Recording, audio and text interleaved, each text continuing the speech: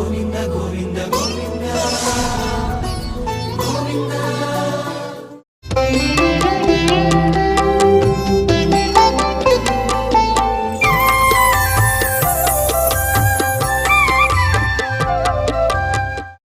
భారద్వాజకులోద్భూతం వేదాంతాచార్య పౌత్రకం సత్యనారాయణసుతం నృసింహగురుమాశ్రయే. వినా వెంకటేశం ననాథో ననాథః సదా వెంకటేశం స్మరామి స్మరామి. హరే వెంకటేశ ప్రసీద ప్రసీద ప్రియం వెంకటేశ ప్రయచ్ఛ ప్రయచ్ఛ. విశుద్ధ విజ్ఞాన ఘనస్వరూపం విజ్ఞాన విశ్రాణనబద్ధ దీక్షం దయానిధిం దేహభృతాం శరణ్యం దేవం హయగ్రీవమహం ప్రపద్యే. పుండ్రైర్ద్వాదశభిర్యులసితం దండైశ్రిభిర్మండితం కాషాయేణ శిఖోపవీతరుచిరం దూర్మూలచక్రాంబుజం ఆసీనం జలజాసనైః ససుచిరం శ్రీవత్సమాలాంఛనం యుక్తం చాంజలిముద్రయా రవినిభం శ్రీభాష్యకారం భజే. కర్కటే పూర్వఫల్గుణ్యాం తులసీ కాననోద్భవాం పాండ్యే విశ్వంభరాం గోదాం వందే శ్రీరంగనాయకీం. ఆండాల్ దివ్య తిరువడిగళే శరణం. ఓం నమో వెంకటేశాయ. తిరుప్పావై దివ్యవ్రతం ఈనాడు 14వ రోజులకు వచ్చాం. 9వ గోపికని నిద్ర లేపుతున్నారు.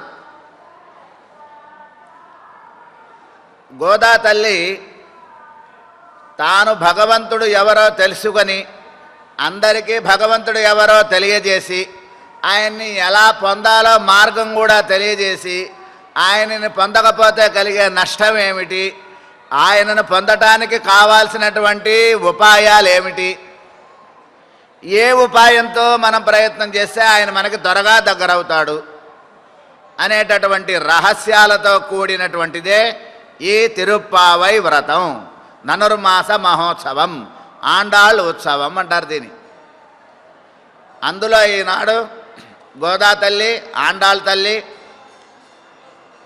ముందు రోజు 10 మంది గోపికలందరూ కూడా మాట్లాడుకుని ముందుగా ఆ 10 మంది కూడా కలిసి మరొక 10 మందితో సహా కలిసి భగవానుని ఇంటికి వెళ్ళాలని ముందు రోజు ఒక చక్కని ఉపాయాన్ని ఆలోచించుకుని వెళ్ళారు, ఒక పథకాన్ని ఏర్పాటు చేసుకొని.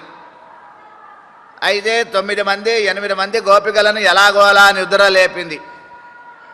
అయితే ఈరోజు గోపిక ఎలాంటిది అంటే తాను అందరినీ తీసుకుని భగవత్ కైంకర్యానికి కలిసి వెళ్దాం, మిమ్మల్ని అందరినీ నేనే నిద్ర లేపుతా, మీకేం భయం లేదు అని అందరికీ ప్రతిజ్ఞ చేసి మర్చిపోయింది. ఆ ప్రతిజ్ఞ మర్చిపోయి హాయిగా నిద్రపోతోంది.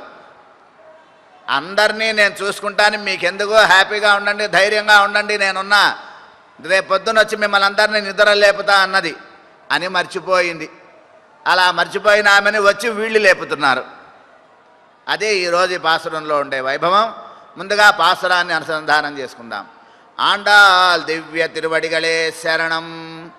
உங்கள் புழக்கடை தோட்டத்து வாவியில் செங்கழு நீர்வாய் நெகிழ்ந்து அம்பலவாய் கூம்பினகான் செங்கற்பொடி கூரை வெண்பல் தவத்தவர் தங்கள் திருக்கோயில் செங்கிடுவான் போகின்றார்.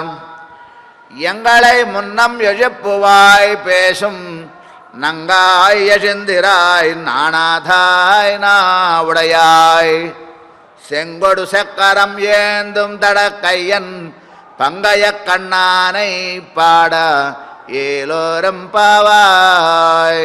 ஆண்டாள் திவ்ய திருவடிகளே சரணம். உங்கள் புழக்கடை తోటత్తు వావియుల్. ఉంగళ్ మీ ఇంటిలో అని అర్థం, మీ యొక్క. ఉంగళ్ పుഴക്കടై తోటత్తు మీ ఇంట్లో, మీ ఇంటి వెనకాల పెరట్లో, అంటే మీ వెనకాల భాగంలో పెరట్లో ఒక పెద్ద బావి ఉన్నది. అందరిళ్లలో బావి, ఇంటి వెనకాల ఒక పెద్ద బావి. నుయ్యి అంటాం, మనం నూతి అంటాం బావిని. ఇంటి ముందు పెద్ద అరుగు, పెద్ద గట్టు, ఆ వచ్చిపోయేవాళ్ళు కూర్చుని కాసేపు కబుర్లు చెప్పేవాళ్ళు. అది ఇల్లంటే. ఒకప్పుడు ఇల్లంటే అది. ఇంటి వెనకాల పెద్ద బావి ఉండేది, పెద్ద తోట ఉంటుంది, ఇంటి ముందు పెద్ద గట్టు అరుగు ఉంటుంది. ఇల్లంటే ఇంట్లో వాళ్ళ కోసమే కాదు, ఇంటి చుట్టుపక్కల వాళ్ళందరికీ కూడా ఇల్లు అని అర్థం. మన ఇంట్లో మన గదిలో మనం తలుపులేసిన హాయిగా ఉండడం కాదు ఇల్లంటే. మన చుట్టుపక్కల వాళ్ళని కూడా కలుపుకుని వాళ్ళతో కూడా నిత్య సంబంధాన్ని పెట్టుకుంటూ ఉండటం ఇల్లంటే. కాబట్టి ఈనాటి గోపిక ఏం చెప్తోంది? మీ ఇంట్లో, మీ ఇంటి వెనకాల బావిలో ఏం చెప్తోంది? బావిలో శంగజునీర్, ఎర్రనైనటువంటి కలువలు. బావిలో కలువ పూలు పూస్తాయా? అప్పట్లో అలా ఉండేది.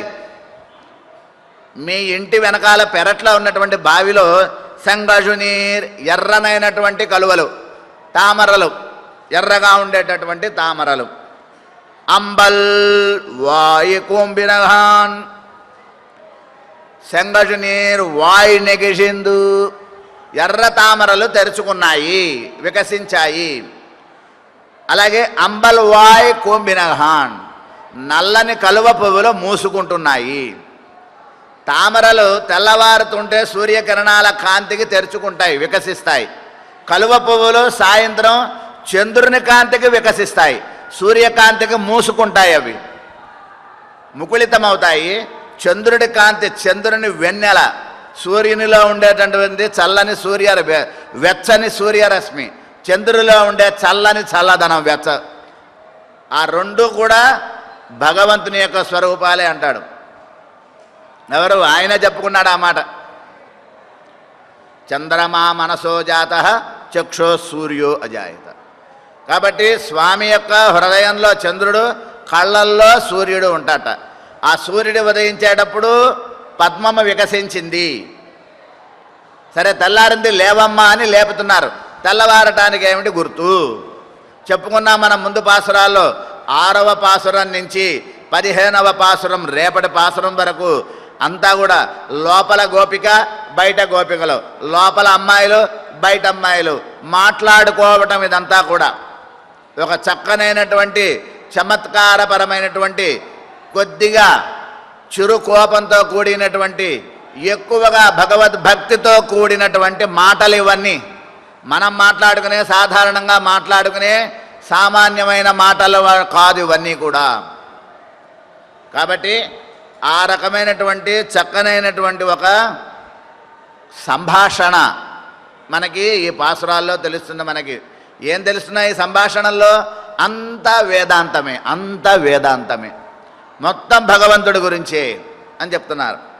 కాబట్టి మీ ఇంటి వెనకాల బావిలో తామర పువ్వులు వికసిస్తున్నాయి, కలువ పువ్వులు ముడుచుకుంటున్నాయి, ఇది తెల్లవారటానికి గుర్తమ్మా అని చెప్పింది.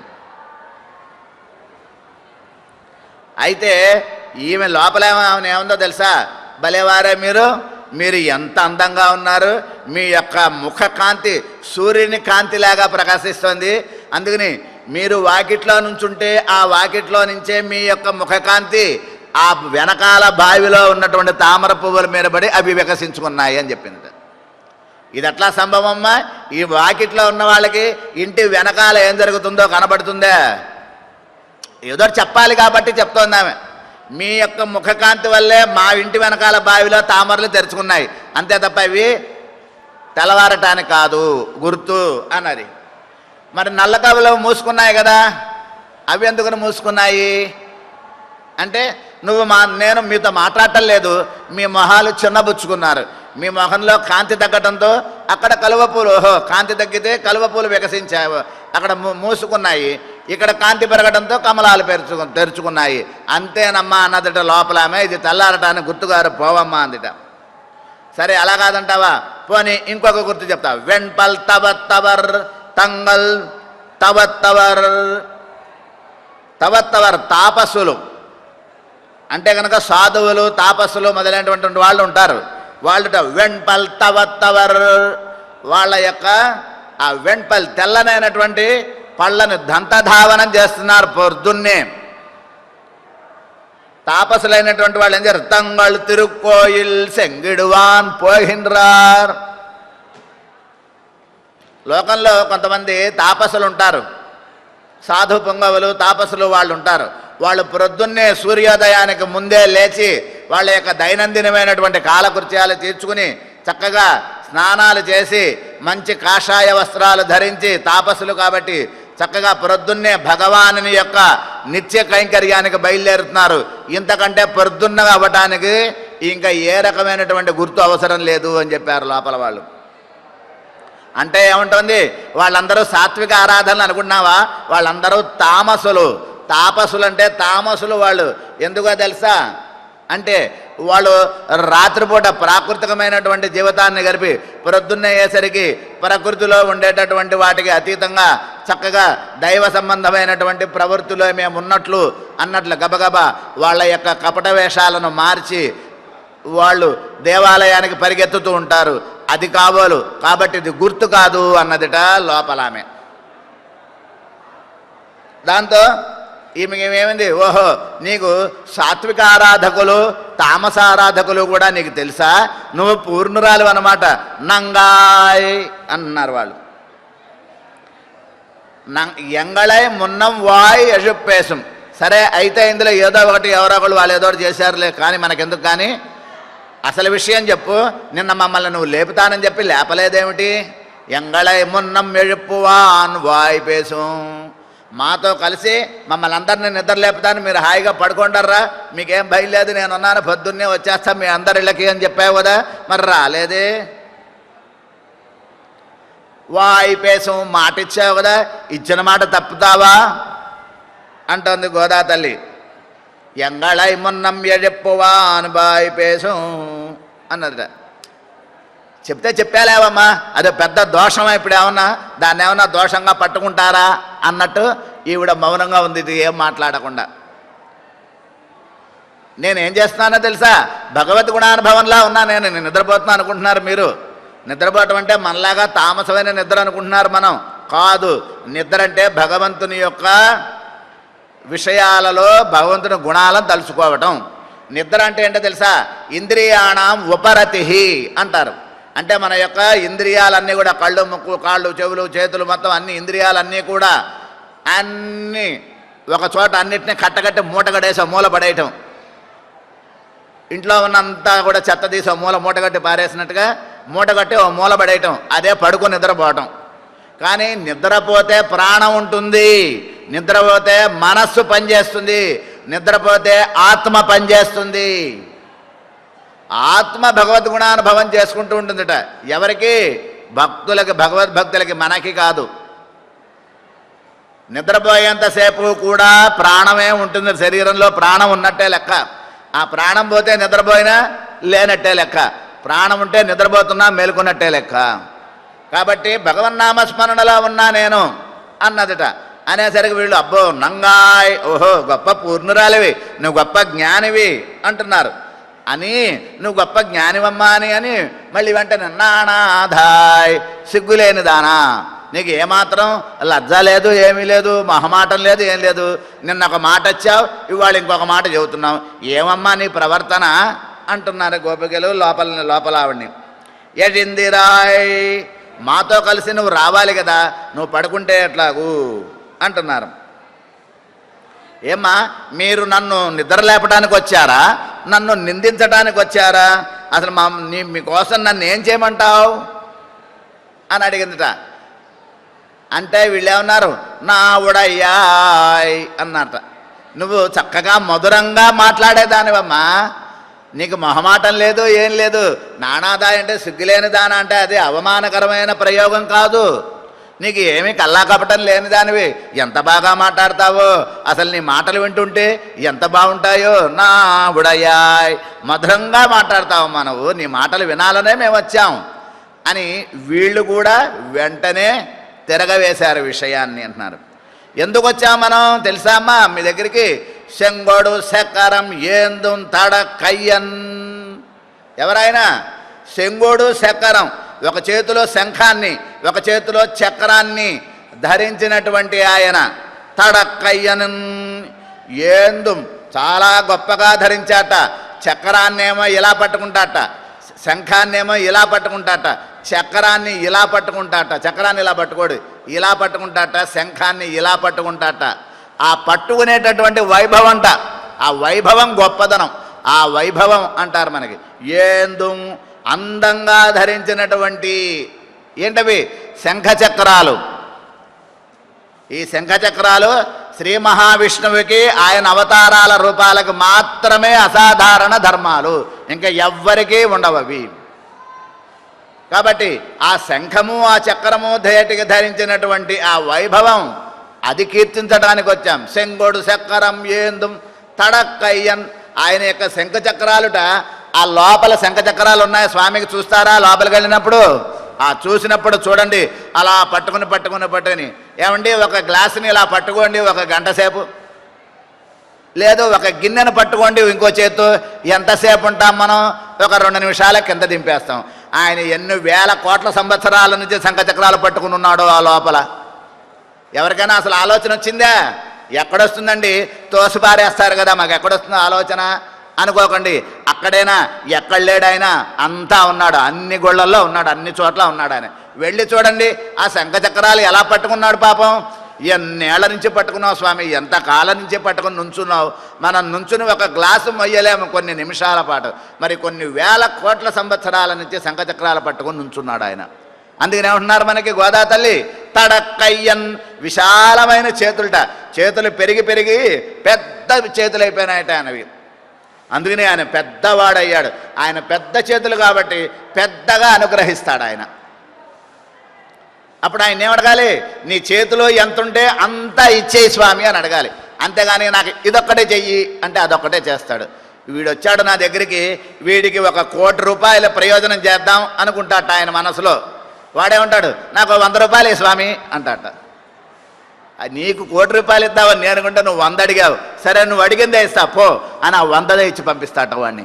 ఇచ్చేటప్పుడు కూడా బాధపడుతూ ఇస్తాట. ఓరిని 1 కోటి అడిగితే 1 కోటి ఇద్దాం అనుకున్నాను, 100 అడిగావు, సరే 7 అని అంతే ఇస్తాడట స్వామి. కాబట్టి మనం అడగక్కర్లా. ఎందుకని? ఆయన విశాలమైన చేతిని పెట్టుకుని ఉన్నాడు రెడీగా. ఎవర్రా అడుగుతాడు? ఎంత అడిగితే అంత ఇచ్చేద్దామని. మనం ఎంత అడుగుతాం? ఆయన మనం ఎంత అడుగుతాం? మనంత. మరి ఆయన ఎంత ఇస్తాడు? ఆయనంత ఇస్తాడు మనకి. స్వామి నీ అనుగ్రహం ఎంత ఉంటే అంత ఇవి స్వామి అని అడగాలి మన్ని. అసలు అడగక్కర్లేదండి ఆయన ఏమి కూడా. అమ్మని ఏమన్నా అడగాలా? అమ్మ పొద్దున్నుంచి రాత్రి వరకు ఏం చెయ్యాలి అని ఎవరన్నా అమ్మకి టైం టేబుల్ ఇస్తారా? పిల్లలు అడగకుండానే తల్లి మొత్తం చేస్తుంది పొద్దున్నుంచి సాయంత్రం వరకు. అట్లా మనం ఆయన దగ్గరికి వెళ్ళి నుంచుని అడగక్కర్లా. నుంచుంటే రానన్న ఏం కావాలి చెప్పు అని ఆయనే ఇచ్చేస్తాడు. అట్లా ఇచ్చి ఆ చేతులు పెద్దవైపోయినాయట. తడకయ్యన్ అంటున్నారు. ఎవరైనా ఆయన ఎవరు పడితే వాళ్ళు కాదు. పంగయక్కన్నానై. ఆ పద్మనేత్రములు కలిగినటువంటి స్వామి నిన్న చెప్పుకున్నాం. పోదరి కన్నినాయ్.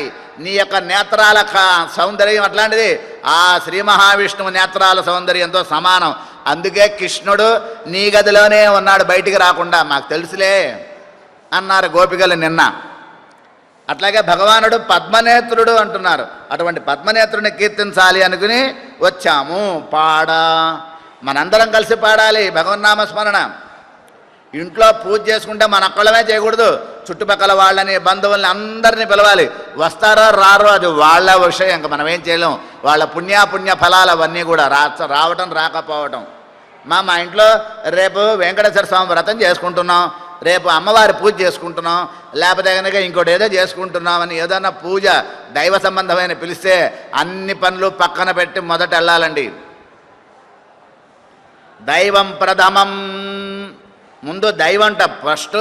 మొట్టమొదట భగవంతుడి విషయంలో ముందు మనం సిద్ధంగా ఉండాలట. ఎన్ని పనులున్నా పక్కన పెట్టి దైవ కార్యానికి వెళ్ళాలట. పిలిస్తే పిలవకుండానూ వెళ్ళచ్చు దైవ కార్యానికి, పిలిస్తే అసలు మానకూడదు. కాబట్టి మనందరం కలిసి పాడాలి అంటుంది గోదా తల్లి ఈనాటి పాసంలో. ఏం చెప్తోంది అసలు ఈ విషయంలో అంటున్నారు గోపికలందరికీ కూడా. ఏమ్మా మీ అందరికీ నేను నిర్వాహకురాల్ని, నేను మీ అందరినీ ముందు నడిపిస్తా అని మాట ఇచ్చి నిన్న రాత్రి బాగా ప్రగల్భాలు పలికి శుభ్రంగా హాయిగా తను పెట్టి నిద్రపోతోంది ఈవిడ ఈరోజు. అటువంటి ఆమెని నిద్ర లేపుతున్నారు అంటున్నారు. ఈ పాసురంలో ఒక విశేషమైనటువంటి విషయం ఉంది. లోకంలో ఏదైనా ఒక విషయం తెలుసుకోవాలి అంటే దానికి 3 రకాల సాధనాలు ఉంటాయి. మొదటిది ప్రత్యక్షం, రెండవది అనుమానం, మూడవది శబ్దం అని 3 ప్రమాణాలు ఉంటాయి. ప్రత్యక్షం అంటే కళ్ళ ముందు చూసిన దాన్ని చెప్పటం. ఇంద్రియ సన్నికర్ష జ్ఞానం, ఇంద్రియార్థ సన్నికర్ష జ్ఞానం ప్రత్యక్షం. మన కళ్ళకి మన ఇంద్రియాలకి కనపడేది ఏది ఉంటుందో అది ప్రత్యక్షం అంటారు. దానిలో అనుమానమే లేదు. మరి అనుమానం అంటే ఏమిటి? అనుమితికరణం అనుమానం. అనుమితి అంటే ఏంటి? అనుమానించతగ్గ విషయం ఏదుందో అది అనుమితి. ఎట్లా అది? వ్యాప్యస్య వ్యాపకత్వానుసంధానాద్ వ్యాపక విశేష ప్రమితి అనుమితి అంటారు శాస్త్రంలో. కాబట్టి ఒక విషయాన్ని ఎప్పుడో ముందు జ్ఞానాన్ని గుర్తుపెట్టుకుని ఈనాడి కంటి ముందు కనబడేదాన్ని ఊహించటాన్ని అనుమానం అని అంటారు. ఎప్పుడో చూసాం, అవునండి మిమ్మల్ని ఎప్పుడో చూశాను గుర్తొస్తోంది, అది మీరే కదూ అని అనుమానంగా నిశ్చయం చేసుకోవటం అనుమానం. వాకిట్లో బయట ఉన్నటువంటి గోపికలకి వాకిట్లో వెనకాల పెరట్లో బావిలో ఉన్నటువంటి లోతులో నీళ్లల్లో ఉన్న కలువలు ఎలా కనబడ్డాయి అంటే వీళ్ళు ఎప్పుడో ఈ ఎర్ర కలువలు వికసించటము, నల్ల కలువలు ముకుళించటము అనే విషయం వీళ్ళకి తెలుసు అన్నమాట. ఇలా తెలుసుకునేటటువంటి విషయానికి మనకి శాస్త్రంలో ప్రధానంగా 3 అంశాలను తెలియజేస్తారంటారు, 5 అంశాలు తెలియజేస్తారు. ఈ అనుమానానికి 5 రకాలైనటువంటి అంగములు ఉన్నాయి. మొట్టమొదటిది ప్రతిజ్ఞ, హేతు, ఉదాహరణం, ఉపనయం, నిగమనం అని 5 విషయాలు. ఇక్కడ మన పాసురంలో ఏమిటి 5 విషయాలు అంటే మనం తెలుసుకోవాలి. ముందుగా ఈమె పెరట్లో ఉండేటటువంటి నూతిలో ఉన్నటువంటి ఎర్ర కలువలు వికసిస్తున్నాయి అనేటటువంటిది మొట్టమొదటి ప్రతిజ్ఞ. అలాగే నల్ల కలువలు మూసుకుంటున్నాయి అని అంటే ఎప్పుడో ఎక్కడో ఎర్ర కలువలను ఆమె వికసించడం చూసింది, అది ప్రతిజ్ఞ అంటారు దాన్ని. అలాగే దానికి తగినటువంటి కాలం ఎప్పుడో ఉంటుంది. ఏ కాలంలో ఎప్పుడు పడితే అప్పుడు వికసిస్తాయా తామరలు? ఎప్పుడు వికసిస్తాయి? తెల్లవారకట్ట సూర్యకిరణాలు పడేటటువంటి దానికి తగినటువంటి కాలం హేతువు అంటారు దాన్ని. అలాగే కలువల యొక్క సజాతీయత్వం, వర్ణం భేదం ఉన్నప్పటికీ కూడా కలువలలో రంగు భేదం ఉన్న కలువల సజాతీయత్వం అనేటటువంటిది ఇక్కడ ఉపనయం అంటారు దాన్ని, ఉదాహరణ అంటారు దాన్ని. అంటే ఎర్ర కలువలు నల్ల కలువలు అనేటటువంటి కలువల యొక్క సజాతీయత్వం అనేటువంటిది ఇక్కడ ఉదాహరణ. దేని గురించి చెప్పుకుంటున్నాం మనం? కలువల గురించి కాబట్టి అన్నారు. ఆ తర్వాత అదేవిధంగా ఇక్కడ నల్ల కలువలు ముడుచుకోవడం అనేది ప్రత్యేకమైనటువంటి ఒక క్రియ, ఇది ఉపనయం అంటారు దాన్ని. ఆ తర్వాత ఎర్ర కలువలు తొలుచుకోవటం వల్ల నల్ల కలువలు మూసుకుంటున్నాయి. చూడండి, 2 కూడా సమన్వయం, ఒకే విషయాన్ని, ఒక నియత సంబంధాన్ని తెలియజేస్తున్నాయి. ఏమిటి? ఎర్ర కలువలు ఎప్పుడైతే తెరుచుకుంటున్నాయో నల్ల కలువలు అప్పుడు మూసుకుంటున్నాయి. ఇది నిగమనం అంటారు దాన్ని. కాబట్టి ఇవన్నీ కూడా ఒక అనుమానాన్ని నిజం చేసేటటువంటి విషయాలు. కాబట్టి మీ ఇంటి వెనకాల పెరట్లో బావిలో ఉన్నటువంటి నల్ల కలువలు మూసుకోవటం, ఎర్ర తామరలు తెరుచుకోవటం అనేటటువంటిది మాకు ఎప్పుడో ఏదో కాలంలో మేము తెలుసుకున్నటువంటి విషయం. కాబట్టి అక్కడ ప్రతిజ్ఞ, హేతు, ఉదాహరణ, ఉపనయ, నిగమనములు అనేటువంటి 5 అంశాలని కూడా బేరీజు వేసుకుని సమన్వయం చేసుకుని ఒక నియత సంబంధం కలిగి ఉన్నటువంటి అంశాలు కాబట్టి మాకు తెలుసమ్మా అని చెప్తున్నారు వీళ్ళు, బయట ఉన్నటువంటి గోపికలు అంటున్నారు. అయితే ఇక్కడ అనుమానం మనకి పూర్తిగా నిరూపింపబడాలంటే ఏం చేయాలి అంటే అక్కడ కొన్ని ప్రశ్నలు వస్తాయి. అసలు బయట వాళ్ళకి వెనకాల బావి ఉందని వీళ్ళకి ఎట్ట తెలుసు? ఆ బావిలో ఉండేటటువంటి దాంట్లో ఎర్ర తామరలే ఉన్నాయని అలా తెలుసు, నల్ల కలువలు ఉన్నాయని ఎలా తెలుసు, ఇవి తెరుచుకున్నాయని అవి మూసుకున్నాయని ఎలా తెలుసు అనేటటువంటి అనుమానాలు ఎప్పుడైతే వస్తాయో అప్పుడు ఈ గోపికలకి ఏమున్నట్టు లెక్క? పూర్వజ్ఞానం. జ్ఞానం అంటే వేదాంతము. వీళ్ళందరూ వేదాంత జ్ఞానం కలిగినటువంటి వాళ్ళు. లోకంలో ప్రతి విషయము కూడా వేదాంతంతో ముడిపడి ఉన్నది. ఈ విషయం మనకి తెలియదు. వేదాంతం అంటే ఏంటి? వేదం యొక్క అంతం. అంతం అంటే చివరని కాదు, వేదంలో సారభూతమైనటువంటివి ఏమిటి? ఉపనిషత్తులు. వేదాంతం అంటే గనక ఉపనిషత్తు జ్ఞానం. ఉపనిషత్తులు ఏం చెప్తున్నాయి?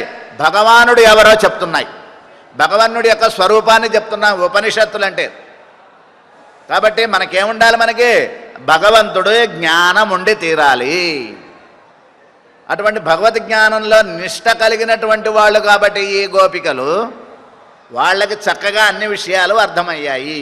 తెల్లవారటానికి ఏది గుర్తు, చీకటి పట్టడానికి ఏది గుర్తు అనేటటువంటి విలక్షణ విషయాన్ని తెలుసుకున్నటువంటి గోపికలు వీళ్ళు అంతటి గొప్పవాళ్ళు అంటున్నారు. ఎలాగూ అంటే గనక పర్వతో వహ్నిమాన్ ధూమవత్వాత్ అనేటటువంటి ఒక రూల్ ఉంది. ఆకాశంలో దూరంగా మనం ఒక పర్వతాన్ని చూస్తుంటే ఆ పర్వతం పైనుంచి మనకు పెద్ద పొగ కనబడింది. ఎప్పుడో ఎవరో పెద్దలు చెప్పారు, ఎక్కడెక్కడ పొగ ఉంటుందో అక్కడక్కడల్లా నిప్పు ఉంటుంది, నిప్పున్న చోటే పొగ ఉంటుంది. ఇది ఒక తెలుగులో సామెత. నిప్పులో పొగ లేని చోట, నిప్పు లేని చోట పొగ రాదు. కాబట్టి ఎక్కడెక్కడ పొగ వస్తుందో అక్కడక్కడల్లా నిప్పు ఉంది అని ఎవరో పెద్దలు చెప్పారు, పూర్వజ్ఞానం. అదేమిటది? ఆప్తవాక్యం ప్రమాణం. శబ్దం అంటారు దాన్ని. శబ్దం అంటే వినటం కాదు, పెద్దలు చెప్పినటువంటి మాటలు. ఇప్పుడు ఇన్ని విషయాలు మనకి తెలుస్తున్నాయి. ఈ తిరుప్పావై అనే విషయం మనకి తెలుస్తుందంటే ఏంటర్థం? ఎప్పుడో గోదాదేవి, ఎప్పుడో తెలుసా? ఎన్నో వేల సంవత్సరాల క్రితం గోదాదేవి, ఇప్పుడు కాదు గోదాదేవి. మరి ఎన్నో వేల సంవత్సరాలు మనం ఉన్నామా?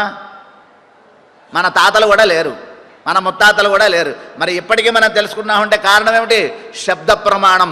పెద్దలు ఒకళ్ళ తర్వాత ఒకళ్ళు, ఒకళ్ళ తర్వాత ఒకళ్ళకి చెప్పుకుంటూ వస్తున్నారు కాబట్టి ఇప్పుడు మనం చదువుకోగలుగుతున్నాం. లేకపోతే మనకు ఎలా తెలుస్తుంది ఇవన్నీ? వేదాలు మనకు ఎలా తెలుసు? ఉపనిషత్తులు, ఆగమాలు, పురాణాలు, ఇతిహాసాలు, స్తోత్రాలు, ఇవన్నీ మనకు ఎలా తెలుసు? మనకి ఇవన్నీ శబ్ద ప్రమాణం, ఆప్తవాక్యం ప్రమాణం అంటారు. మనకి ఆప్తులు ఎవరు? భగవంతుడిని ఎవరో చెప్పేవాళ్ళు, వాళ్ళు ఆప్తులు.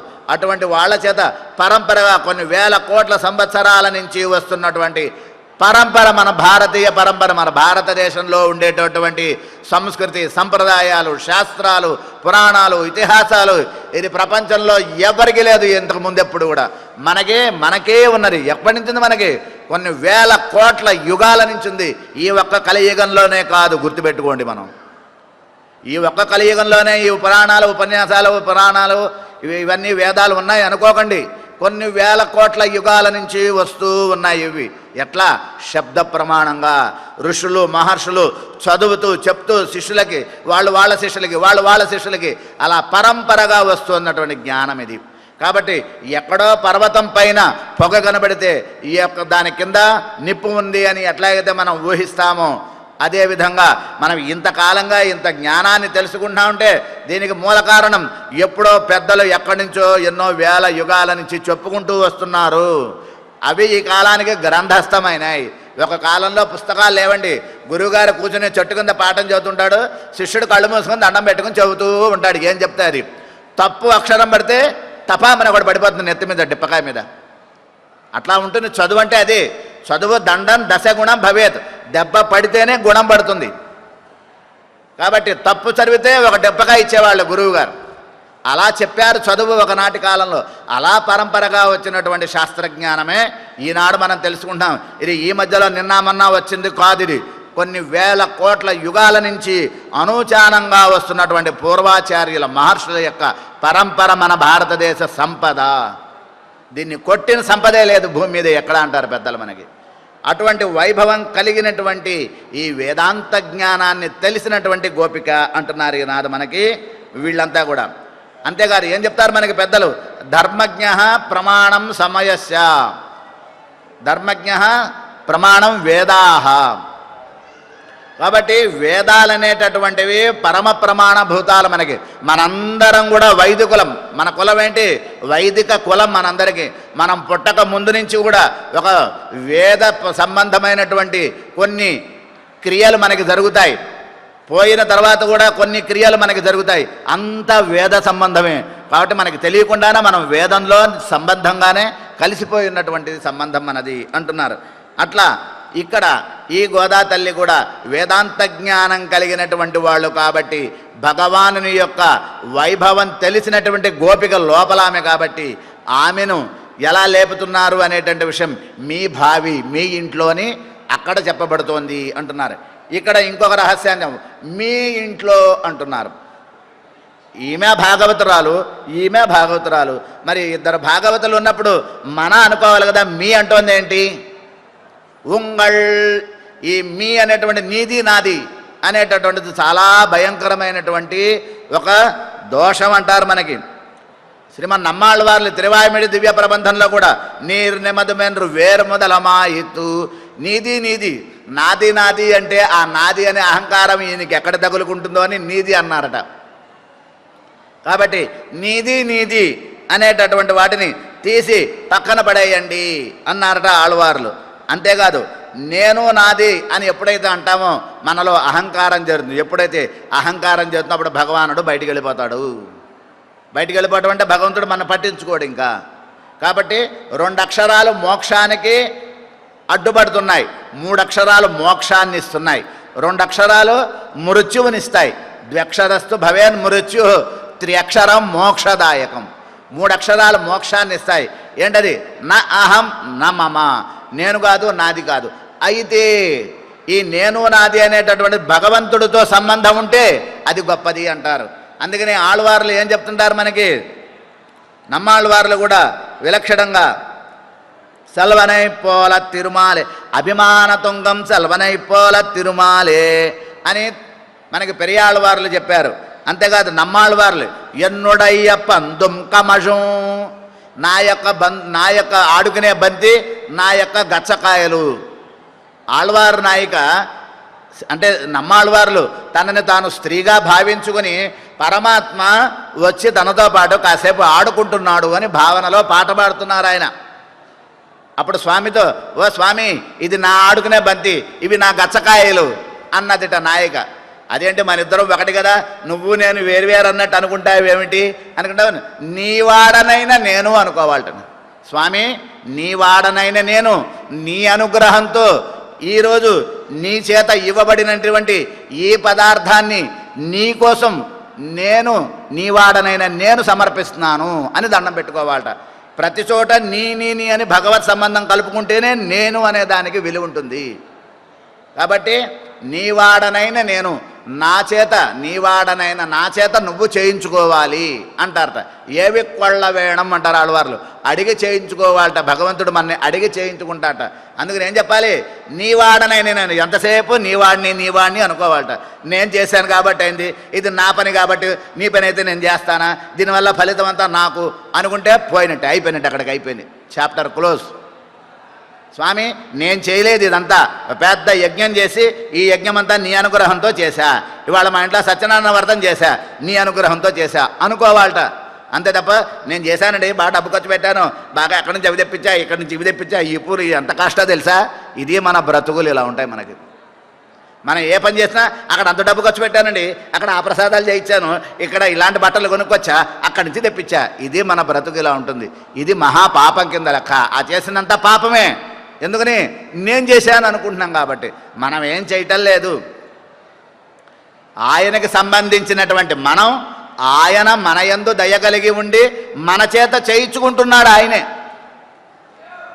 ఆ భావన ఎప్పుడైతే ఉంటుందో అప్పుడు నేను నాది అనేటటువంటిది దోషం కాదు.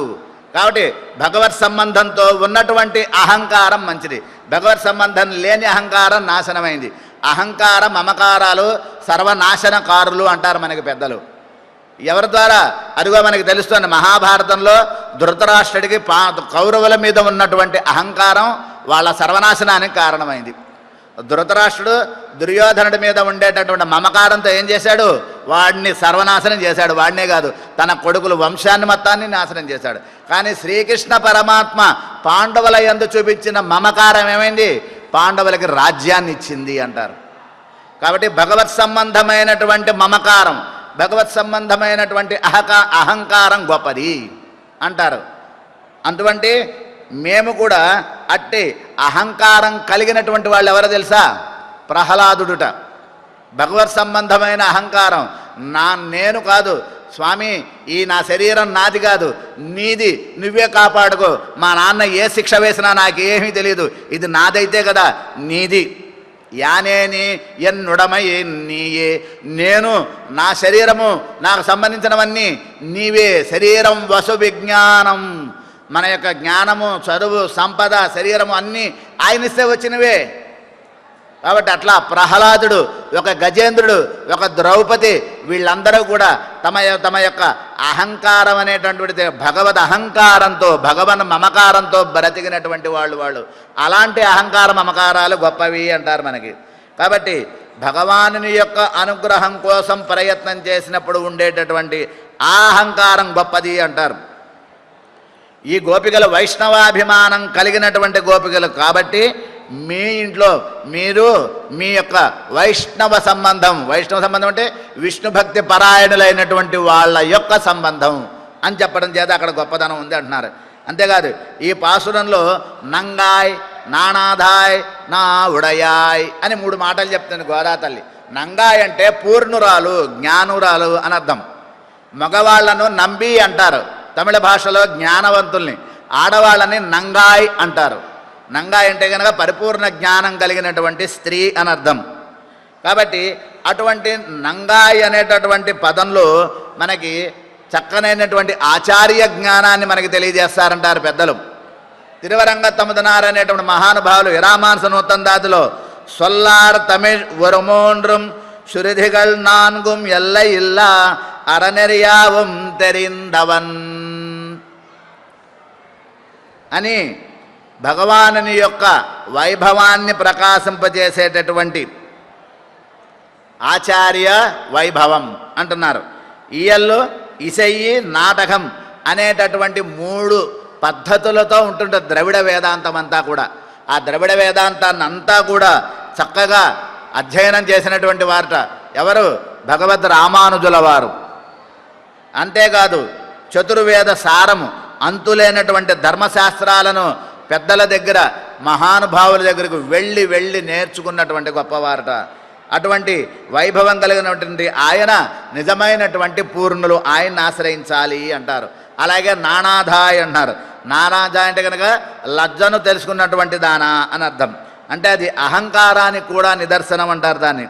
వేదాంత దేశకులైనటువంటి మహానుభావులు అమృతాస్వాదిని అనేటువంటి గ్రంథంలో చివరిలో కాణ్బనవం ఉరైప్పనవం మత్తొంద్రింద్రి అనేటటువంటి పాసురంలో కూడా నాన్ పెరియమల్లో అంటే మేము అహంకారం కానీ లజ్జను కాను కలిగిన వాళ్ళం కాము, మాకున్నటువంటి సమస్తమైనటువంటి జ్ఞానములు ఆ భగవానుని యొక్క అనుగ్రహములే అనే భావనతో ఉండాలి అని చెప్పారు. అంతేకాదు నా ఉడయాయ్ అంటే పెద్ద నాలుక కలిగిందానా, పెద్ద నాలుక ఉన్నటువంటి నోరు దాటి నాలుకని కాదు, బాగా మాట్లాడగలిగిన దానా అని అర్థం. సమయోచిత సంభాషణ చేయగలిగిన దానివి అంటున్నారు. ఆనాడు సీతమ్మ తల్లి కూడా అంటుంది హనుమతో, హనుమ వాచా ధర్మమవాపుని, నువ్వు చక్కగా ఆనాడు నువ్వేం చేశావు, శ్రీరామచంద్రుని యొక్క లీలలను నాకు చక్కగా తెలిపి నా మనస్సుకు ఆనందం కలిగించావు, నువ్వు గొప్పదైనటువంటి వాక్చాతుర్యం కలిగిన మహానుభావుడివి అన్నదట. అంతేకాదు వేదాంత దేశకుల వారు న్యాసతిలకం అనే గ్రంథంలో కూడా ఉక్త్వా ధనంజయ విభీషణ లక్షయా తే ప్రత్యాయ లక్ష్మణమునే భవతా వితీర్థం శ్రుత్వా వరం తదనుబంధి మదావలిప్తే నిత్యం ప్రసీద భగవన్ మయి రంగనాథ. ఆ వేదాంత దేశకుల వారు రంగనాథుణ్ణి కీర్తిస్తున్నారట. ఏమని? ఓ రంగనాథ, అర్జునుడికి అదేవిధంగా విభీషణుడికి నీవు చేసినటువంటి నీ వాక్కులు, అర్జునుడికి భగవద్గీతను ఉపదేశించావు, అలాగే విభీషణుడికి శరణాగతిని ఉపదేశించావు. ఏం చెప్పావు? సకృదేవ ప్రపన్నాయ, ఒక్కసారి నావాడు అనుకుంటే చాలు, నువ్వు అన్నీ నేను చూసుకుంటా అని చెప్పావు నువ్వు. ఆ రంగా ఆనాడు ధనంజయుడు అర్జునుడికి, తర్వాత అంతకుముందు విభీషణుడికి నీవు ఇచ్చినటువంటి నీ వాక్కు, అటువంటి వాక్ గొప్పదనం. అట్లాగే భగవద్ రామానుజులు కూడా నీ చేత అనుగ్రహింపబడి జగదాచార్యులైనారు. భగవద్ రామానుజుల వారంటే ఆదిశేషుని యొక్క అవతారం. భగవానుడు వైకుంఠంలో బాధపడుతున్నట్ట, ఇన్ని కోట్ల మంది ప్రజలు ఎట్లా బాగుపడతారు, ఎట్లా నన్ను తెలుసుకుంటారు అని బాధపడుతున్నట్ట. ఆదిశేషుని యొక్క 1000 పడగలు ఇలా స్వామి ముఖం మీదకు వచ్చుంటాయట. అంటే ఆయన కళ్ళల్లో ఉండేటటువంటి భావాలు తెలుస్తాయట. ఏంటి స్వామి బాధపడుతున్నామంటే ఏం చెప్తాం? ఎన్నో శాస్త్రాలు ఇచ్చా, పురాణాలు ఇచ్చా, అదే ఎన్నో రకమైనటువంటి ధర్మశాస్త్రాలను ఇచ్చాను, అన్నీ ఇచ్చా, కానీ నన్ను తెలుసుకోలేకపోతున్నారు, నన్ను వదిలేసి బతుకుతున్నారు అని బాధపడ్డాట. సరే, నాకు ఒక అవకాశం ఇవ్వండి, నాకొక ఈ ప్రకృతి ధర్మంగా నాకేవి ప్రకృతి ధర్మాలు నా మీద అంటకుండా ఉండేలా మీరే చూడాలి, అలాగే ఎక్కువ కాలం భూమి మీద ఉండేలాగా చెయ్యాలి అని అనుగ్రహమంటే అలాగేనే ఆయన అనుగ్రహించాడట. అట్లా భగవద్ రామానుజులు స్వామి యొక్క అనుగ్రహంతో ఈ భూమి మీద అవతరించారట. అలా అవతరించినటువంటి ఆ స్వామి ఆయన యొక్క ఉపన్యాసాలు, ఆయన యొక్క ప్రవచనాలు, ఆయన యొక్క ప్రబంధాలు, ఆయన చేత చెప్పబడినటువంటి 86 వార్తలు ఇవన్నీ కూడా నావుడయ్యాయి. గొప్పదైనటువంటి మాటకారితనము, గొప్పదైనటువంటి విషయాలు అంటున్నారు. అంతేకాదుట, ఒక సింహం చక్కనైనటువంటి ఉదాహరణ చెప్తున్నారు. ఒక సింహంట ఏదైనా జంతువుని నోటకరుచుకుని ఒక గుట్ట మీద నుంచి ఇంకో గుట్ట మీదకి దూకి వెళ్ళిపోతుందట. అలా వెళ్ళేటప్పుడు ఆ జంతువుని కూడా పట్టుకుని దూకుతుందట. అట్లా భగవద్ రామానుజుల వారు అనేటువంటి సింహం నన్ను తన నోటకరుచుకున్న జంతువులాగా, నన్ను తన యొక్క శిష్యుడిలాగా శరీర సంబంధం మొదలయాండాన్ అనేటటువంటి మహానుభావులు భగవానుని యొక్క ఆ భగవద్ రామానుజులకి స్వయంగా మేనల్లుడుట. కాబట్టి శారీరక సంబంధం ఉన్నది మొదలయాండానికి. ఆ మొదలయాండాన్ అనేటువంటి ఆయన అంటున్నారు, భగవద్ రామానుజులు అనేటువంటి సింహం నన్ను ఒక జంతువుగా భావించుకుని, ఒక సింహం ఒక గుట్ట నుంచి ఇంకా గుట్ట మీదకి దూకేటప్పుడు ఎలాగైతే జంతువును కూడా తీసిపోతుందో, నన్ను కూడా ఈ ప్రకృతి సంసారం, ఈ అనంతమైనటువంటి దుఃఖభాజనమైనటువంటి ఈ సంసారం నుంచి నన్ను వారు దాటించినటువంటి మహానుభావులు అనుకున్నారట మొదలయాండాన్ వారు. అట్లా ఆయన సంబంధంతో ఉజ్జీవించాలి. అందుకని ఏం చెప్తారు? రామానుజార్య దివ్యాజ్ఞ వర్ధతాం అభివర్ధతాం అంటారు మనకి పూర్వాచార్యులు. అట్లా వైభవాన్ని కల ఉంగళ్ పుడై కడై తోటత్తువావియుల్ సంగటి నీరువాయి నెగినందు అంబలవాయి కుంభినగాన్ అనేటటువంటి రహస్యాన్ని మనకి తెలియజేశారన్నారు. ఆ తర్వాత సెంగడు పడుకూరై వెన్పల్ తబత్తవర్ తంగల్ తిరుక్కోయిల్ సెంగిడువాన్ పోహిన్రార్ అంటున్నారు. రాత్రంతా కూడా ప్రాకృతికమైనటువంటి జీవితాన్ని గడిపినటువంటి వాళ్ళు తెల్లారేసరికి పొట్టపోసుకోవటం కోసం ఏదో ఒక వేషం, కపట వేషాన్ని, ఏదో ఒక సన్యాస వేషం, ఏదో వేషాన్ని వేసుకుని వాళ్ళు గబగబా దేవాలయాలకు పరిగెత్తుతున్నారు చూశారా అని ఒక విషయాన్ని తెలియజేస్తున్నారట. అయితే ఇక్కడ మాత్రం మనకి భట్రవారు ఒక చక్కనైనటువంటి విషయాన్ని తెలియజేశారు అన్నారు. శ్రీరంగంలో భట్రవారు కాలక్షేపం చేసేటటువంటి సమయంలో ఈ పాసురం విషయం వచ్చినప్పుడు ఇక్కడ కపటమైనటువంటి స్వభావం కలిగిన వాళ్ళు కాదు, వీళ్ళందరూ కూడా శుద్ధ సత్వజ్ఞానం కలిగినటువంటి వాళ్ళు, సాత్వికమైనటువంటి స్వభావం కలిగిన వాళ్ళు, వీళ్ళందరూ కూడా నిత్యం భగవదారాధనతో జీవనాన్ని గడిపేటటువంటి వాళ్ళు, భగవద్ వైభవాన్ని లోకానికి తెలియజేసేటటువంటి వాళ్ళు అని భగవద్ రామానుజుల వారి చేత 1000 సంవత్సరాల క్రితం ఏర్పాటు చేయబడినటువంటి శ్రీ వైష్ణవ దేవాలయాలలో ఉండేటటువంటి జీయర్ వ్యవస్థ, వారు జీయర్ అనేటటువంటి ఒక వ్యవస్థని ఏర్పాటు చేసి దేవాలయంలో జరిగే ప్రతి సమస్తమైనటువంటి కైంకర్యాలు, ఉత్సవాలు అన్నీ కూడా వారి యొక్క చేతుల ద్వారానే నిర్వహింపబడాలి అని ఒక విలక్షణమైన నియమాన్ని ఏర్పాటు చేసినటువంటి భగవద్ రామానుజులు వారి యొక్క ఆజ్ఞతో అన్ని దేవాలయాలలో కూడా సమస్తమైనటువంటి వైదిక, అదేవిధంగా సాంప్రదాయిక శ్రీ వైష్ణవ ఆచారాలను చక్కగా నిర్వహించేలాగా ఏర్పాటు చేశారట. అలా ఏర్పాటు చేసి స్వామి ఈ భూమి మీద 106 శ్రీ వైష్ణవ దివ్యక్షేత్రాలలో శ్రీరంగం, తిరుమల, కంచి, అదేవిధంగా మేల్కోటై మొదలైనటువంటి శ్రీ వైష్ణవ దివ్య దేశాలలో విలక్షణమైనటువంటి జీయర్ వ్యవస్థని ఏర్పాటు చేసి వారి ద్వారా అర్చకులు, అధికారులు అందరూ కూడా చక్కనైనటువంటి భగవత్ కైంకర్యం చేసేలాగా ఏర్పాటు చేశారు చూసారా, వారి గురించి చెప్పబడింది ఇక్కడ అని భట్రవారు విలక్షణమైన వ్యాఖ్యానాన్ని తెలియజేశారు అంటారు మనకి. ఆ విధంగా ఎంగళై మున్నం ఎഴുப்புవాన్ వాయిపేసు, నన్ను మీరు లేపుతారని ముందుగా మాటిచ్చి నీవి లేకపోయావు అంటే భగవద్ గుణానుభవంలో నువ్వొక్కదానివైనా ఉండేదానివి, మాకు ఆ అవకాశం లేదా. కాబట్టి ఇగో భగవన్నామస్మరణ చేసుకుంటున్నాను రా, నువ్వు కూడా కలు, భగవంతుని విషయాలు చెప్తున్నారట ఎవరో విందాం పద, నువ్వు కూడా రా అని తీసుకుని వెళ్ళాలి ఒకళ్ళని. తిరుమల యాత్రకు వెళ్తున్నాం పదండి అని తిరుమల యాత్రకు వెళుతున్నట్లుగా అంటారు మనకి. ఆ విధంగా భగవద్గీతలో కూడా యజ్ఞదాచరతి శ్రేష్ఠ తత్తదేవ ఇతరో జన. శ్రేష్ఠులైనటువంటి వాళ్ళు పెద్దవాళ్ళు ఏం చేస్తారో మిగతా వాళ్ళందరూ కూడా అదే ఆచరిస్తారు అంటున్నారు. కాబట్టి కలియుగంలో ధర్మ ప్రతిష్టాపన కోసమై మహోన్నతమైనటువంటి ఆచార్యులు ఉదయిస్తారు అనేటటువంటి విషయం భాగవత స్కంధంలో చెప్పబడిందిట. భాగవతంలో 12వ స్కంధంలో చెప్పబడింది. కలౌ కశ్చిత్ భవిష్యంతి నారాయణ పరాయణా. శ్రీమన్నారాయణుని వైభవాన్ని చెప్పడానికి కలియుగంలో కొంతమంది మహానుభావులు అవతరించబోతున్నారు. వాళ్లే ఆళ్వార్లని మనకి తెలియబడింది అంటారు.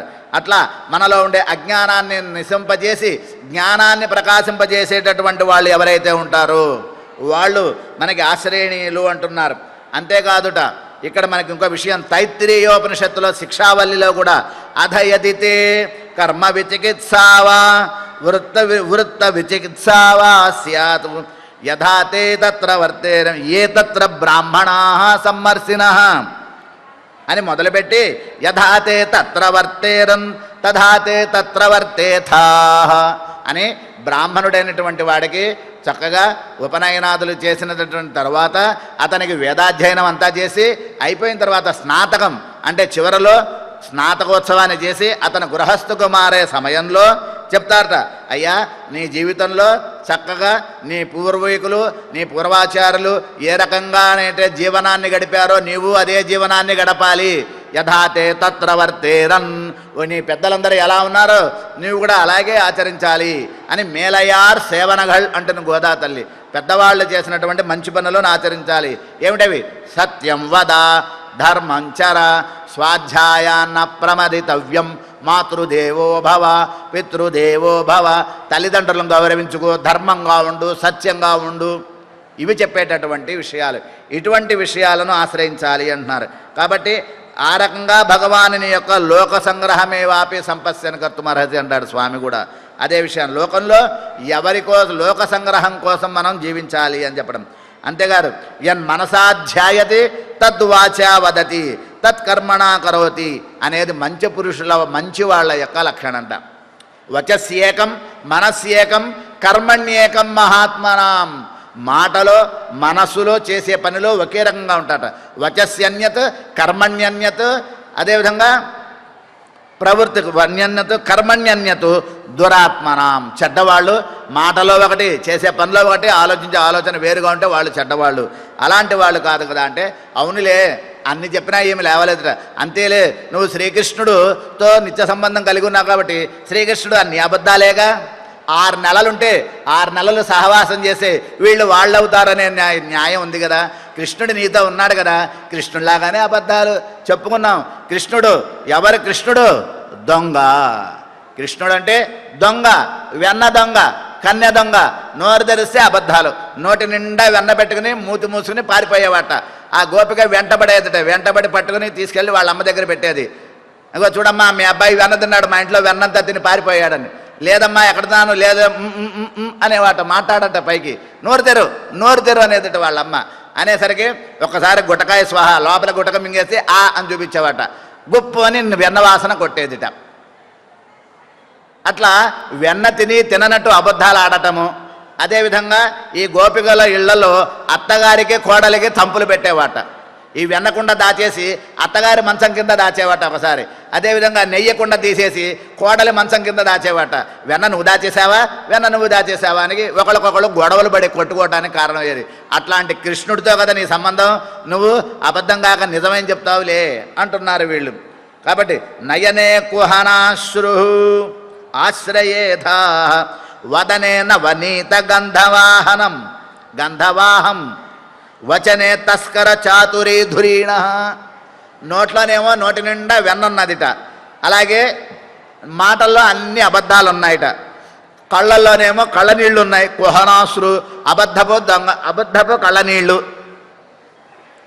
కాబట్టి చరణే కోమల తాండవం, పాదాలు చూస్తేనా నాట్యం చేస్తుంటాట, అందమైనటువంటి నాట్యం చేసే కృష్ణుడు అని అక్కడ స్వామిని కీర్తిస్తారనమాట. ఆ విధంగా వ్యాస మహర్షి చక్కగా భాగవతంలో తెలియజేసినట్టుగా కృష్ణుడు చక్కగా ఎటువంటి అయితే కనుక లీలలను చేశాడో అన్నీ కూడా అబద్ధపు పనులే కదా. ఆయన చేసినవన్నీ మనందరికీ తెలిసేటట్టుగా అని అంటున్నారు. నువ్వు కూడా అలాగే అబద్ధాలు ఆడి లేస్తా అని అబద్ధం ఆడి పడుకుని నిద్రపోయావు. నీకు కృష్ణుడికి తేడా ఏముంది అన్నట.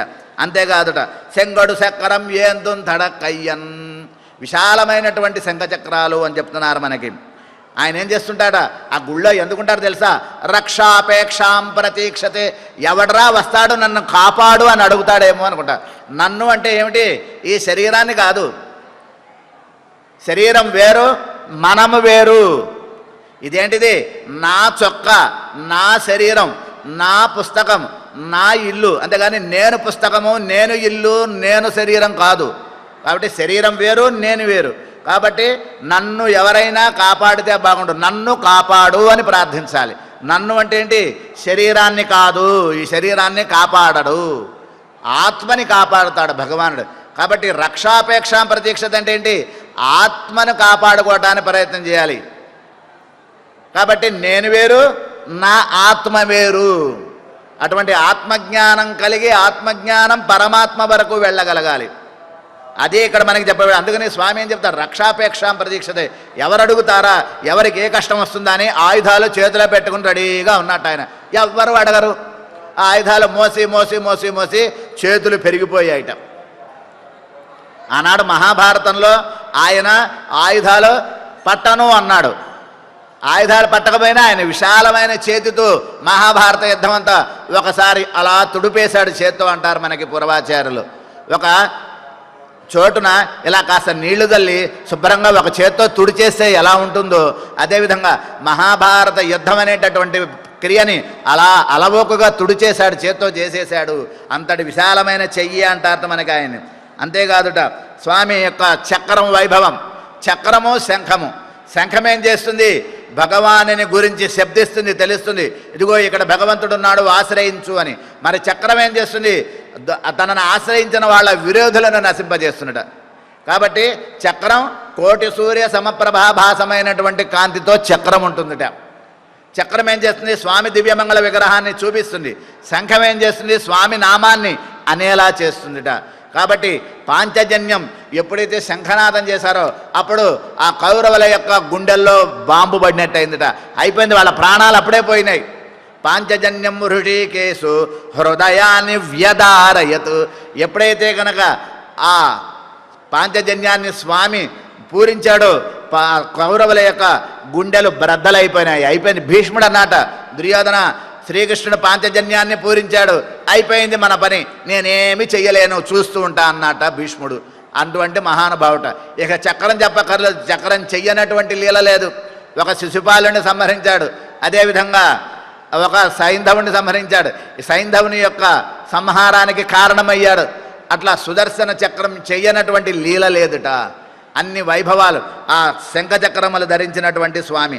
ఆజియజ చంగం వెల్లు మెడ తిసేవాడు మీద అప్పన్ ఊజు మీద అని నమ్మాళ్ళ వారు ఆ చక్ర వైభవాన్ని కీర్తిస్తారు అంటారు. అంతేకాదుట మరొక చోట పంగయ కണ്ണనెంగో పవళ చెవ్వాయనెంగో అంకతియనెంగో అంజన వಣ್ಣనెంగో సంకతియ ముడియమెంగో తిరుమరు మార్వమెంగో శంగు చక్కరమెత్తమెంగో సాతిమాణిక్కత్తయ్యే. ఏమంటున్నారట నమ్మాళ్ళ వారు? ఆ చక్రాన్ని కీర్తించమంటారా, శంఖాన్ని కీర్తించమంటారా, ఆ దివ్యమంగళ విగ్రహాన్ని కీర్తించమంటారా, ఆ కాటుగా ఉన్నటువంటి నేత్రాలను కీర్తించాలా అని ఏమి కీర్తించాలో తెలియట. పద్మనేత్రుడైనటువంటి స్వామిట. కాబట్టి ఆయన పద్మనేత్రుడు. సీతమ్మ కలువ పువ్వుల లాంటి కళ్ళు కలిగిందిట. సీతమ్మ యొక్క కలువ పువ్వు లాంటి సీతమ్మ కళ్ళల్లో పద్మనేత్రుడైనటువంటి రాముడి కళ్ళు మునిగిపోయాయిట. పెరియవాచ్యం వెళ్ళి వ్యాఖ్యానం చేస్తారు. రాముడి కళ్ళే కళ్ళు అసలు. ఆ కళ్ళతో ముల్లోకాలను తను వశం చేసుకుంటే ముల్లోకాలను వశం చేసుకున్నటువంటి రాముని యొక్క నేత్రాలను సీతమ్మ వశం చేసుకుందిట. అందుకే సీతమ్మ కోసం అక్కడ వరకు నడుచుకుంటూ వెళ్ళాట, శివధనుర్భంగాన్ని చేశాట. అదేంటండి, పద్మనేత్రం కళ్ళు ఎర్రగా అందంగా ఉంటాయి కదా, అద్భుతంగా. నల్ల కలువపులు నల్లదనంలో ఏముంది అంటే చెప్పుకున్నాం మనం నిన్న. మేఘవర్ణుడు నల్ల రంగులోనే గొప్పతనం ఉందని. కాబట్టి పద్మనేత్రుడైనటువంటి స్వామి యొక్క కళ్ళల్లో సీతమ్మ వారి యొక్క ఆ కళ్ళు పెద్దవిగా అయిపోయినాయి అంటారు. అటువంటి పద్మనేత్రుడు ఆయన. భీష్ముల వారు స్వామి యొక్క వైభవాన్ని చెప్తూ ఆ ధర్మరాజుకు చెప్తాడు ఏమని, సయేష పృథుతామ్రాక్ష సయేష పృథుతామ్రాక్ష సంబంధీతే జనార్దన. రాజసూయ యొక్క ఫలాన్ని ఎవరికి ఇవ్వాలి అనుకుంటే ఎందుకు నీకు అనుమానం ఎందుకు ధర్మరాజా? అదిగో పృథుతామ్రాక్ష, విశాలమైనటువంటి పద్మనేత్రములు కలిగినటువంటి ఆ కృష్ణుడు అక్కడ కూర్చున్నాడు కదా, ఆయనకి తప్ప ఎవరికి ఇస్తావు ధర్మరాజా, ఇచ్చే ఆయనకే అన్నాడట భీష్ముడు. అంతటి వైభవంట చెప్పుకున్నాం. ఏమిటి పద్మనేత్రుడు అంటే ఏమనుకున్నాం? గంభీరాంబ సముద్భూత సంృష్టనాళ రవికర వికసిత పుండరీక దళామళాయతేక్షణుడు ఆయన. అప్పుడే నీళ్లల్లో నుంచి వికసించేటటువంటి బలమైన కాడ కలిగినటువంటి తామర పువ్వు యొక్క సూర్యకిరణాలు పడేటటువంటి తామర పువ్వు వికసించే స్థితి ఎలా ఉంటుందో అటువంటి కళ్ళు కలిగినటువంటి వాడు స్వామి అని ఆ పద్మనేత్రుని యొక్క ఆయన గురించి పాడా అంటున్నారు. ఇక్కడ భగవానుని యొక్క కీర్తనను చేయటం, భగవంతుడి యొక్క శంఖచక్రాలను కీర్తించడం, అదేవిధంగా ఇంట్లో పెరడు, అక్కడ పూలతోట, బావి, ఇవన్నీ చిహ్నాలు కూడా ఎవరి దగ్గర ఉన్నా తెలుసా? తొండరడిపొడి ఆళ్వార్ అనేటువంటి ఆయన ఇంట్లో ఉన్నాయట. ఈనాటి పాసురంలో మనకి తొండరడిపొడి ఆళ్వార్లను సేవించుకోవాలి అంటారు. ఈ తొండరడిపొడి ఆళ్వార్ అనేటువంటి ఆయన పేరే తొండర్ అడి పొడి. తొండరంటే కనుక భక్తులు, అడి వాళ్ళ పాదాల యొక్క పొడి మట్టి రేణువులు. భగవంతుని యొక్క దేవాలయానికి వెళ్ళి ఆయన సేవించుకుని వచ్చేటటువంటి భక్తుల పాదాలకు ఉన్నటువంటి మట్టిగా ఉంటే చాలు నేను అనుకున్నట్టు ఆయన. ఎవరిని అనుకుంటారు అట్లా? అది తొండరడి పొడి ఆళ్వార్, తొండర్ అడి పొడి ఆళ్వార్ అంటారు వారిని. ఆయన యొక్క వైభవం, ఆయనని ఈ పాసురం ద్వారా స్మరించుకోవాలి అంటారు. అటువంటి ఆ తొండరడి పొడి ఆళ్వార్ అనేటువంటి ఆయన ఈనాటి పాసురంలో మనకి చక్కగా కీర్తింపబడుతున్నారు.